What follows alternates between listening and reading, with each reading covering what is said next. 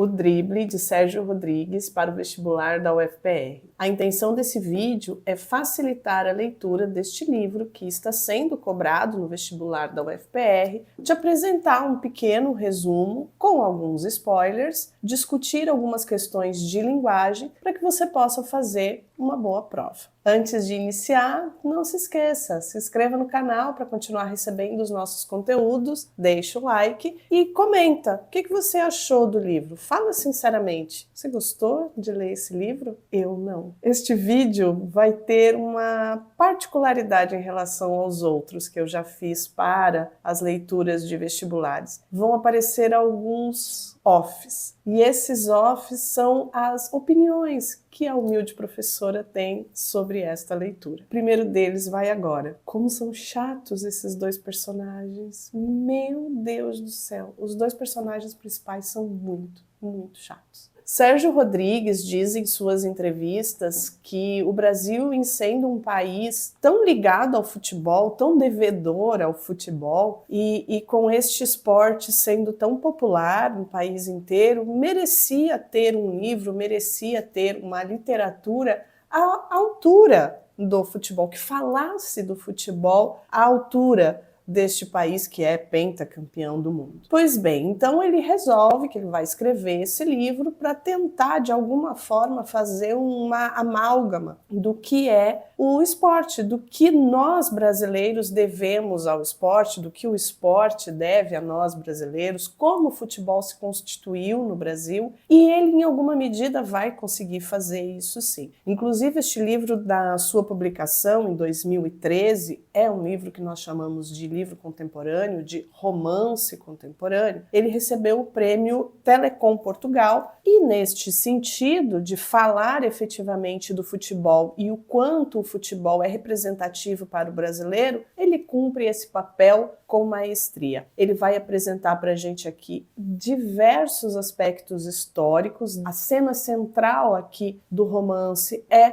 o drible que o Pelé deu no goleiro do Uruguai, e esse drible, inclusive, é comparado a um deus. Se ele tivesse feito o gol, talvez ele virasse deus. Então, o narrador aqui, um dos narradores, nos diz que ainda bem que ele não fez esse gol, mas o nosso autor, o Sérgio Rodrigues, ele vai voltar aqui no tempo e vai falar de como o futebol se construiu, especialmente a partir dos narradores de rádio, como os radialistas contribuíram para que o futebol se tornasse esse esporte tão amado no Brasil inteiro. Em linhas gerais, um resumo da história diz respeito a uma reconciliação. Então, os dois personagens centrais aqui é o Murilo Filho e o Murilo Neto. Murilo Filho é o pai e o Murilo Neto é o filho deste pai. Então aqui a gente vai ter esse movimento aqui de linguagem entre Murilo Filho e Murilo Neto. Nós vamos precisar ficar um pouco atentos, mas nada que vá te perturbar aí muito a leitura, que vá atrapalhar o teu entendimento da leitura. Pois bem, pai e filho estão há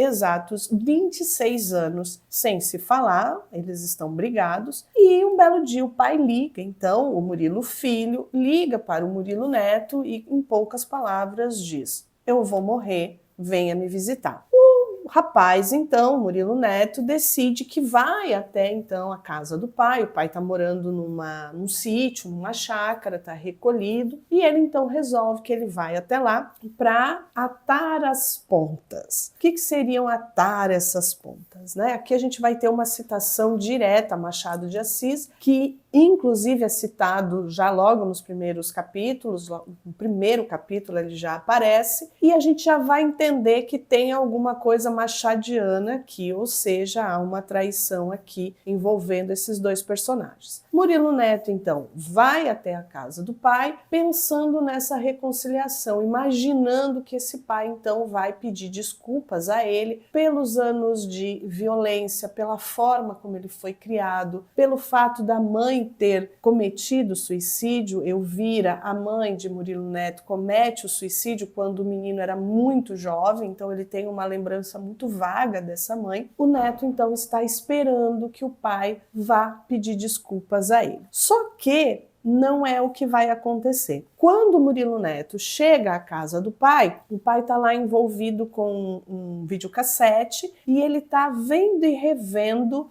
momentos históricos do futebol. Entre eles, o drible que o Pelé deu então no goleiro do Uruguai e não faz o gol, né? O gol que o Pelé não fez. E aqui eles começam então a usar o drible ou os dribles ou os acontecimentos futebolísticos em paralelo como metáfora da vida. O Murilo Neto, ele só quer saber do perdão. Ele só quer saber que o pai peça perdão a ele, diga porque Elvira cometeu ali o suicídio, diga que ele foi um péssimo pai ao longo da vida toda, mas isso não vai acontecer. Acaba que o Murilo Neto passa a ter um pequeno ritual. Todo sábado vai até a casa do pai, ele passa em uma padaria, pega ali uns salgadinhos, uns croquetes, vai até a casa do pai, eles vão com esses salgadinhos até uma represa, um lago, vão pescar e ali eles vão conversar e o Murilo Neto sempre esperando então para que o pai diga a ele,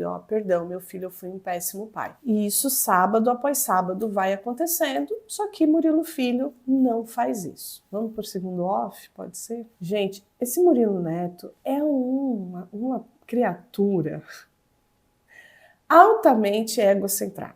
Só pensa nele. Ele tá ouvindo a história do pai, o pai tá tentando mostrar para ele o que aconteceu, mas ele não se abre para aquilo. Ele é totalmente autocentrado.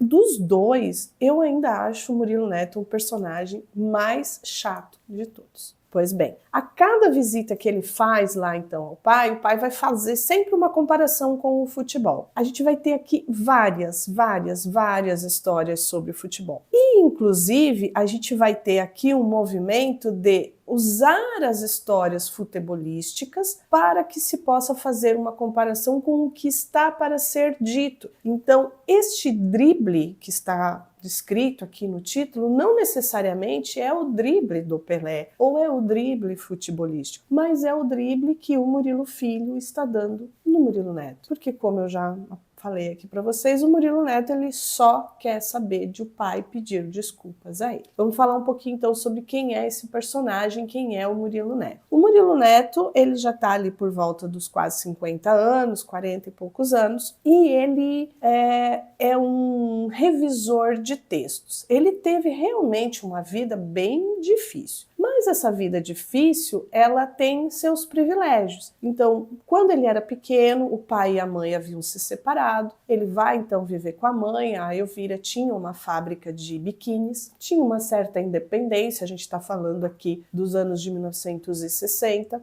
Então, ela tinha uma certa independência em relação às outras mulheres. Casada com o Murilo Filho. E ela, então, em algum momento se separa do Murilo Filho, leva o seu menino, Murilo Neto, para viver com ela, só que em um determinado momento ela acaba praticando o suicídio. Ela vai, então, deixar um testamento, o apartamento, valores, dinheiro, vão ficar em nome desse garoto que vai morar com o pai, com o Murilo Filho. O Murilo Filho, ele era o Dickens da crônica esportiva. Então, ele é um menino que sai do interior, vai para o Rio de Janeiro, vai trabalhar num jornal, ele tem muita vontade de escrever, de ser um autor de livros, e ele vai então para o jornal, ele vai trabalhar com Nelson Rodrigues, ele vai trabalhar com Mário Filho, que é o que dá nome ao estádio do Maracanã. Então ele está ali entre os grandes da crônica esportiva. Só que ele escreve tão bem, que ele é chamado de o Dickens, né? Dickens da crônica esportiva. Então, este homem que frequenta as mais altas rodas, que está ali andando com as mulheres mais bonitas do Rio de Janeiro, recebe esse filho para cuidar desse filho. Só que, terceiro off aqui, gente, ele apelida o menino de Tizil. Se você não sabe o que é Tizil, eu dou graças a Deus. Porque Tizil é um apelido extremamente pejorativo que se dava a pessoas negras. Então, este menino é um menino, no mínimo, um menino mulato. Fecha o terceiro off. Ele recebe, então, o menino, passa a chamar o menino de Tizil e, a partir daqui, esse menino vai sofrer grandes violências. E inclusive violências físicas. Há um momento aqui em que o menino recebe uma surra, o menino está meio doente, não está querendo comer, ele tem uma empregada ali que cuida dele, e a empregada diz, não, deixa, o menino não está conseguindo comer. O pai, então, dá uma surra no garoto, mas essa surra é tão violenta que ele precisa ligar para a escola e dizer que o menino vai ficar uma semana sem ir à escola, porque ele está sem condições, está muito doente. Mas, na verdade, o menino não podia ir para a escola de tão machucado que está. Então, a primeira infância do garoto com o pai é uma infância de muita violência. Quando ele começa a ficar adolescente, o pai, então, resolve que vai mandá-lo para o América, vai jogar no time do América. Ele tem boas relações ali com os dirigentes de futebol, coloca o menino para jogar no América. Só que o garoto joga tão mal, tão ruim, não dá nada certo. Só que a impressão que a gente tem, tanto nós leitores, quanto o Murilo Neto, que está nos contando a história, é que o pai, ele era sádico. Ele tinha prazer em ver o garoto não jogar bem. Ele tinha prazer em ver o garoto se ferrar mesmo ali entre os outros garotos do time. Mais adiante, o menino meio que desponta para uma carreira musical, um desejo de ter uma banda. Ele vai ter depois uma banda chamada Os Copos. E o que acontece? O pai vai lá, compra uma guitarra, bota empenho naquilo, mas óbvio, aquilo não vai para frente. Então, sempre há esse movimento entre pai e filho de violências, sejam elas violências físicas, sejam violências psicológicas, mas há esse conflito. O grande momento aqui em que eles vão se separar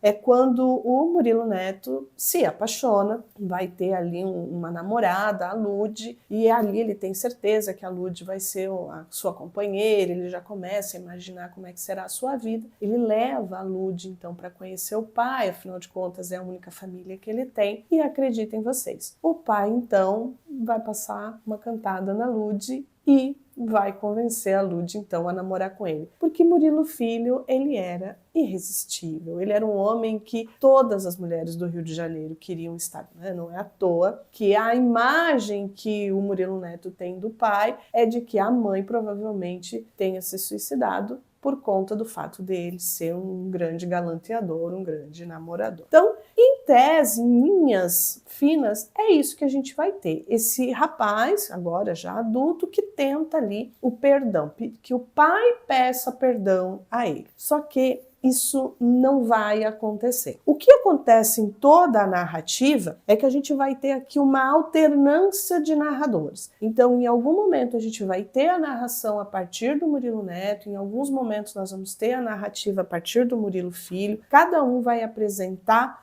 o seu ponto de vista, mas a gente sempre vai ter aqui essa voz narrativa a partir dos seus sentimentos. Então, por exemplo, quando o Murilo Filho está contando sobre os anos de ouro do futebol, ele vai falar, por exemplo, da hegemonia do rádio. Quanto o rádio foi importante para a construção desse imaginário coletivo que era o futebol. O quanto os narradores transformavam partidas de futebol que eram absolutamente ruins, transformavam em grandes clássicos, épicos, né, batalhas. Isso tudo graças aos narradores esportivos. Então a gente vai ter essas duas vozes que vão apresentar os seus sentimentos, as suas vivências. Vamos continuar lá no Murilo Neto. O Murilo Neto, no momento em que ele rompe com o pai, a partir do momento em que a sua namorada Lud começa, né, a ter um relacionamento com seu pai, ele então se afasta do pai e aí ele vai ter uma forma de relacionamento com as mulheres que também não é lá, vamos dizer, das mais adequadas. Então as namoradas, elas sempre vão ter um determinado padrão, vai ser uma mulher mais jovem, vai ser uma mulher de classe mais baixa, normalmente são atendentes, são mulheres que vivem na periferia ou vivem na favela, e ele tem um modus operandi. Ele cativa essas mulheres, então, por exemplo, a namorada que a gente vai conhecer é a Gleice Kelly. Aqui ele já é extremamente grosseiro, porque ele diz que o nome dela está escrito errado, ele não fala diretamente para ela, mas ele nos conta que o pai tentando consertar o nome de Grace Kelly, coloca Gleice Kelly e, né, comete esse equívoco terrível. Então, ele já tem esse olhar de desprezo para essas mulheres. A Gleice, ela é uma atendente de uma farmácia, então o modus operandi dele é o seguinte, ele sempre vai até a farmácia, num primeiro momento ele só olha para ela, num segundo momento ele puxa conversa, perguntando sobre um medicamento, depois ele se demora na entrega do dinheiro, do cartão, até o momento em que ele consegue marcar um encontro com elas. Com a Grace Kelly é assim que vai acontecer, ele vai levá-la para o melhor motel da cidade, eu vou dar o melhor champanhe para ela, quando que essa menina poderia tomar um Chandon na vida. Então, quando elas começam a se aproximar muito, a ficar mais íntimas dele, ele vai descartando. Só que aqui com a Gleice, ele comete um equívoco, porque ele diz a ela, eu vou falar com meu pai, vou visitar meu pai, e faz 26 anos que eu não falo com meu pai. E ela então desata a perguntar, mas como assim? Por quê? Mas como que você está tanto tempo sem falar com seu pai? O que aconteceu? Ele não conta para ela, ele desvia, vai lá buscar mais um champanhe pra gente, continuam ali a namorar. E ele não vai, então, ter um relacionamento afetivo com essas moças. É sempre a mulher como um objeto, para satisfazer o desejo, para não ter como chama? Tá na moda agora a palavra. Sem responsabilidade afetiva nenhuma com elas, até o momento que essa menina, então, vai ficar grávida, vai chegar para ele e vai dizer, olha só, tô grávida. E aí ele, então, entra em parafuso, fica enlouquecido, diz, não, eu pago o aborto, você não vai ter esse bebê, manda ela embora, ela briga com ele, enfim, manda ela embora. Então, veja, ele não é o melhor dos personagens, né? Não é o melhor dos homens. E aí eu vou para mais um off. Por que é que nós estamos lendo este livro? Por que é que estamos fazendo os nossos jovens lerem este livro para o vestibular? Alguém, por favor, comenta aqui e me explica, porque até agora eu ainda não entendi. Fecha o off. Há um motivo para que a gente esteja lendo aqui este texto. Ele é um texto que vai sedimentar algumas questões que são muito caras para o povo brasileiro. Então, mesmo nós tendo aqui personagens que são asquerosos, tanto o Murilo Filho quanto o Murilo Neto, mas esses personagens eles são reais, eles representam homens do seu tempo. Tanto o Murilo Filho, lá na década de 60, que inclusive compactuou com a ditadura militar, um dos presidentes gosta muito dos textos dele e pede para que ele escreva pequenos livretos para que sejam distribuídos na escola. Então, assim, ele fez muito sucesso.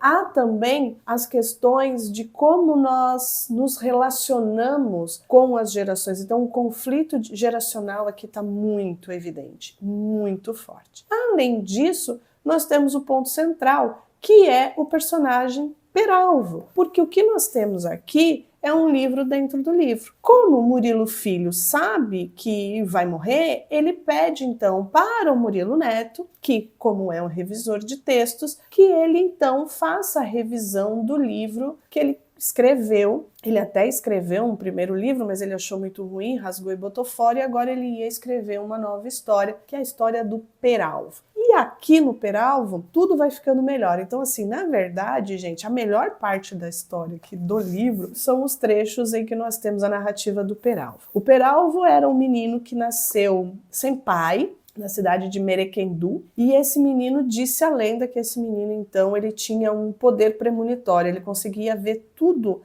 que iria acontecer um segundo antes. Então imaginem só, para um jogador de futebol isso seria incrível, seria esplêndido, né? Ele poderia antever as situações. E o Murilo Filho acreditava que o Peralvo poderia ser melhor do que o Pelé. Eles são da mesma cidade, o Murilo Filho é um pouquinho mais velho, já estava no Rio de Janeiro, o Peralvo passa lá por grandes embrulhadas e situações, foge lá da cidade onde ele está, vem para o Rio de Janeiro, a fama dele é muito grande porque ele joga muito bem futebol. O Murilo Filho consegue ali uma vaga para ele num grande time de futebol e aquilo só vai fazer crescer. A história do Peralvo, ela tá repleta do sobrenatural. Então, quando a gente imagina aqui o que é brasilidade, o que é ser brasileiro, a gente precisa considerar também esse aspecto, que é o aspecto do sobrenatural. Afinal de contas, o Peralvo, ele tem um poder premonitório, ele é filho de uma mãe de santo, filho mesmo de uma mãe de santo. Ela conseguiu prever o futuro dele. E o Peralvo, quando começa a ficar muito famoso, o Peralvo então também, né, é um homem do seu tempo, ele vai ser um homem muito namorador. Em algum momento ele vai se meter ali em uma enrascada, vai ficar doente e vai tomar uma surra, na verdade, e vai ficar todo quebrado, e o Murilo Filho leva então o Peralvo para casa. O Murilo Filho ainda está casado com Elvira. E aí aqui, lembra que eu falei sobre Machado de Assis, que já havia ali então um sinal do que poderia vir a acontecer? É isso que acontece. Nós vamos descobrindo junto com Murilo Neto o que aconteceu com a sua mãe. A sua mãe apaixonou-se por Peralvo e teve um filho com Peralvo. Mais um off aqui. Gente, o pai era branco, a mãe era branca, o menino é apelidado de Tizil. Não é possível que esse menino nunca tenha percebido que ele não era filho do pai dele, né? Fecha. Pois bem, ele descobre então, junto conosco, a gente vai descobrindo junto, por isso que eu digo que aqui é o melhor momento da leitura, é a história do Peralvo. Ele vai descobrir que ele é filho do Peralvo e que a mãe acaba se suicidando então, porque ela não pode, né, ficar com esse amor, com esse rapaz. O Peralvo, ele vai ajudar aqueles que são contra a ditadura militar e ele vai ser denunciado, a gente não sabe quem denunciou, há uma indicação que teria sido o próprio Murilo Filho, há também o relato histórico do fato que aconteceu com o cantor Wilson Simonal, que era um grande cantor na época, de muito sucesso, e ele acaba ingenuamente, isso é dito, né, até o final da vida dele isso é dito, ingenuamente ele pede para que um policial vá cobrar uma dívida com um contador dele, só que esse cobrar a dívida acabou passando um pouco do ponto, né, e a polícia matou esse rapaz. E aí o que acontece? O Wilson Simonal então é retirado, né, de cena simplesmente porque ele é tratado como um dedo duro, como se ele fosse aí amigo do exército, amigo dos ditadores, e por conta disso então seria um dedo duro.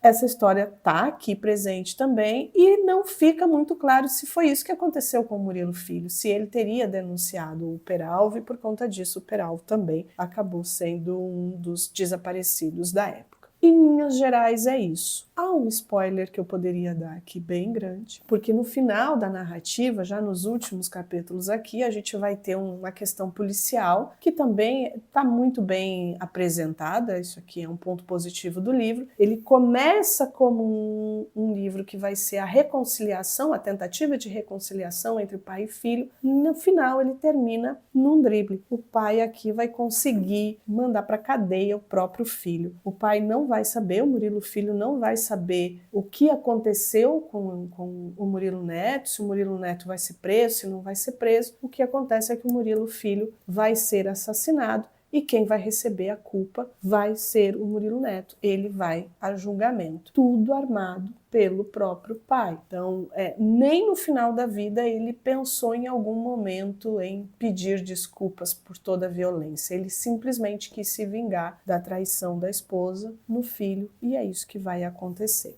Para você que vai fazer o vestibular, que precisa aqui de algum suporte, é preciso levar em consideração que é um livro que está regado do começo ao fim de marcas da oralidade e por ser marca da oralidade ele vai estar repleto de expressões racistas e misóginas. É um festival de misoginia do começo ao fim. É um festival de racismo do começo ao fim. Mesmo assim, não deixa de ser um livro importante dentro das questões estéticas e culturais. Lembrem-se que eu sempre digo aqui, a gente precisa reconhecer o teor estético e o teor cultural. E é isso que a gente vai ter aqui. Nós vamos ter um retrato do Brasil que é racista e que é misógino. Conta pra mim, já leu o Drible? Conta pra mim, já leu o Drible? O que você achou dele? Deixa aqui nos comentários. Eu vou deixar também uma playlist com todos os resumos, as análises dos livros que vão cair aí no vestibular da UFPR e eu fico aguardando vocês no próximo vídeo. Tchau!